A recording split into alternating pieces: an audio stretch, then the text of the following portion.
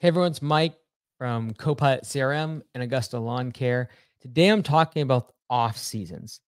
In my opinion, one of the biggest reasons that home service businesses fail is because of mismanagement of the off season. And better yet, they don't take advantage of the off season. I really believe the thing that is our kryptonite and our weakest link and our Achilles heel in the home service and home improvement industry can actually be turned into your biggest advantage.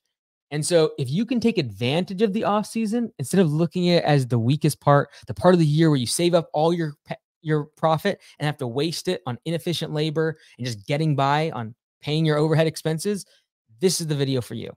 So the thing that I had to learn, because I would save up like $70,000 to $100,000 of my profits by the end of the season, ended like October, November, and I would burn it off throughout the winter. Why? Because I kept all of my crew on full-time work. And I believed that I had to keep my entire crew busy all off season. For us, that was December, January, and February, those 3 months. And I would keep my entire crew busy because I thought if I didn't, they would all leave and never come back. And I needed them for spring rush. So I would just keep paying them. And we would like deliver cookies to property managers. We would do free pressure washing services for our mowing customers. We would do unsolicited free estimates for commercial properties and just like walk up to them and give them free estimates, which is all fine and good. And there was definitely a small return, but it definitely wasn't anything close to what I was paying out in payroll. And so I would burn through $70,000 to $100,000 of all the profits I'd made throughout the year, just trying to keep my crew busy. And I learned, very unfortunately, after 5 years, that I could be way more profitable if I just offered my team more money and then laid them off throughout the winter. And so come to the end of November, I might keep a couple of my crew busy, but the rest of them, I would lay them off and tell them, hey, February 15th, a couple weeks before spring rush, you have a guaranteed full-time position to come back. And you could even, if you wanted to, you could even have a bonus when they come back. Like, hey, you want $500 once you come back and you work from the 15th to the 1st of March, and we're in, ghost time, in for spring rush, we will go ahead and give you $500 cash, or we'll add a benefit, or we will do something for you. You could do that. And this is what boggled my mind, because I thought all the time I had to give everyone full-time year-round work. And I realized very quickly that what I should do is match the demand curve, the demand of my services, with the supply of labor. In other words, when I had a ton of work coming in, I should try to have as much demand, as much supply of labor as possible, which means during the off season, if I don't have a lot of demand for my services, I should try to get rid of the supply of labor. Otherwise, I have bloated costs, massive overhead structure, and I'm paying for inefficient labor, like people doing free pressure washing and giving away cookies to people. That's what I did. It sounds stupid now, but once I changed that to where like 70, 80% of my crew, I would lay them off for 3 months, guess what? All of them came back. Why? Because now I could afford to pay more during the season, the other 9 months of the year, and they couldn't get a better paying job for the off season. And furthermore, I was able to get out of all these wacky winter services I was offering that made my insurance premiums go up, that weren't really efficient or profitable, and we had to have a whole bunch more equipment for. Specifically for us, it was snow plowing, because it like literally snowed once or twice a year, but we got all this equipment, insurance, and all the rest of it just to facilitate keeping guys busy when there was snow on the ground. So instead, I offered them more money. I said, look, 80% of the crew is going to be laid off for these 3 months, but you're guaranteed a position to come back. And almost everyone came back. It just boggled my brain. And it was easy for them to get a job elsewhere. And they actually preferred it because they didn't want to be working out in the cold Pacific Northwest rain and sleet and hail and even a snow. Like they didn't want to be outside.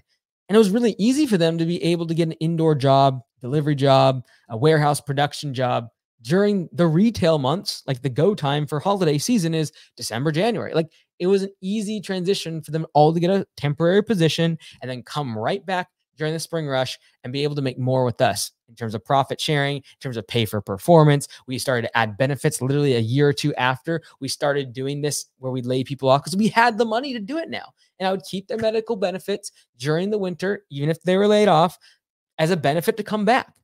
So that was the first thing that I did, and I had to rewire my brain.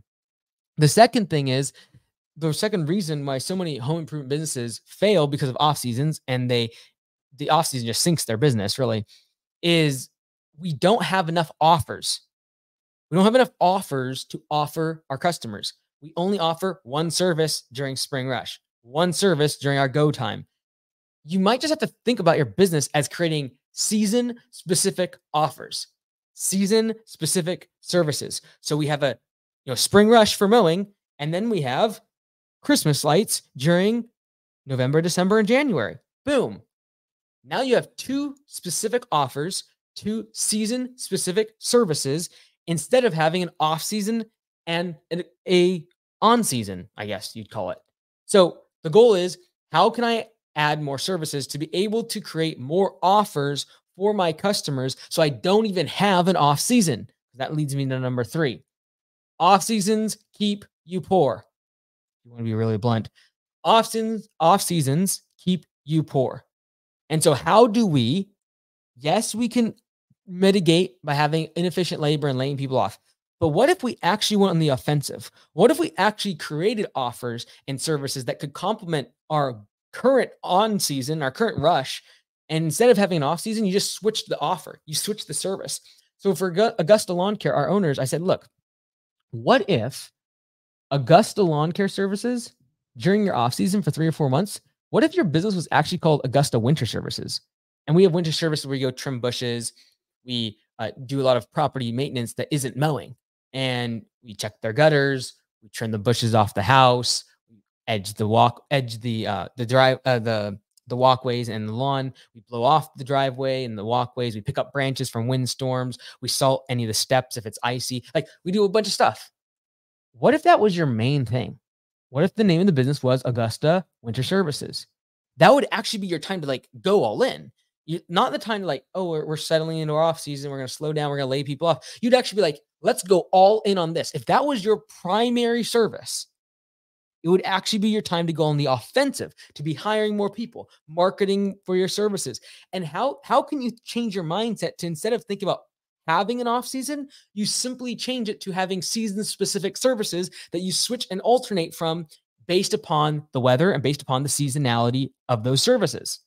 Makes a lot of sense if you're in mowing to have something like Christmas lights or snow services, depending on your market.